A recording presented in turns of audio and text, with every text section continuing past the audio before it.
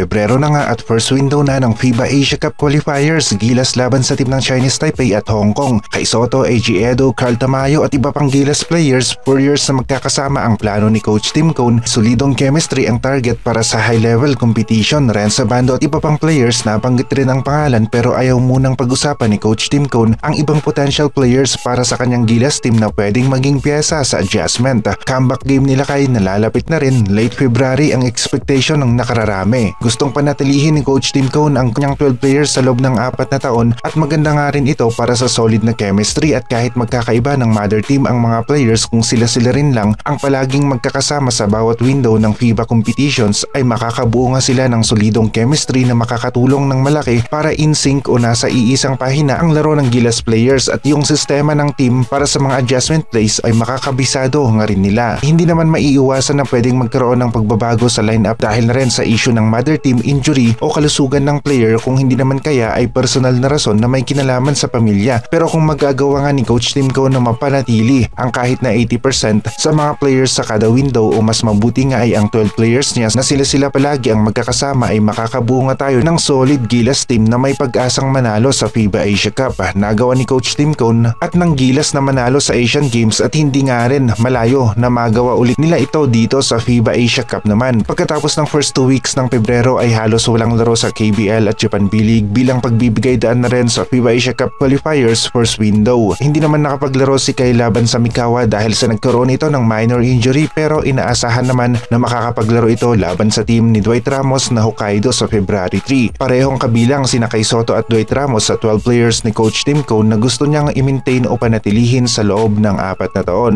Gumaganda na nga ang laro ni Kai sa loob ng paint bilang isang big man at nasa tamang daan nga rin ito dahil nakafocus ang kanyang kampo sa pagpapalakas o pagpapalapad ng konti sa kanyang katawan na pwedeng mas makatulong pa sa kanya para sa mga inside plays. Katamtaman na dagdag timbang ang balak ng kampo ni Kai para mapanatili rin nila ang pagiging agile big ni Kaiju. Hong Kong at Chinese Taipei ang makakalaban ng Gilas ngayong Pebrero at pwedeng pumalag at maka-upset ang dalawang teams na ito laban sa Gilas, kaya naman hindi pwedeng magpabaya sina Coach Tim Cone at ang Gilas team dahil pwedeng makantsawan ang Gilas team kapag na-upset sila ng kahit isa sa dalawang teams na ito. Hindi makakapaglaro si AG Edo sa first window ng FIBA Asia Cup Qualifiers dahil nasa recovery stage pa lamang ito ng kanyang injury, pero kasali ito sa Gilas lineup at sasama siya at manonood sa mga laro ng Gilas ngayong Pebrero ayon na rin kay Coach Tim Cone. Habang maaga pa lamang ay gustong panatilihin ni Coach Tim Cone na magkakasama ang kanyang core players na isasabak nga niya sa FIBA Asia Cup at ito ay sina Kai Soto, AG Edo, Carl Tamayo, Junmar Fajardo na magiging solid nga rin ang rotation na ito para sa 4 at 5 positions. Kay Renzo Bando naman ay wala pang gaanong komento si Coach Tim Cone at ang target nga rin nila Kai ay makabalik siya sa paglalaro ngayong late February, pero asahan na natin na posibleng hindi rin siya bibiglain ng kanyang team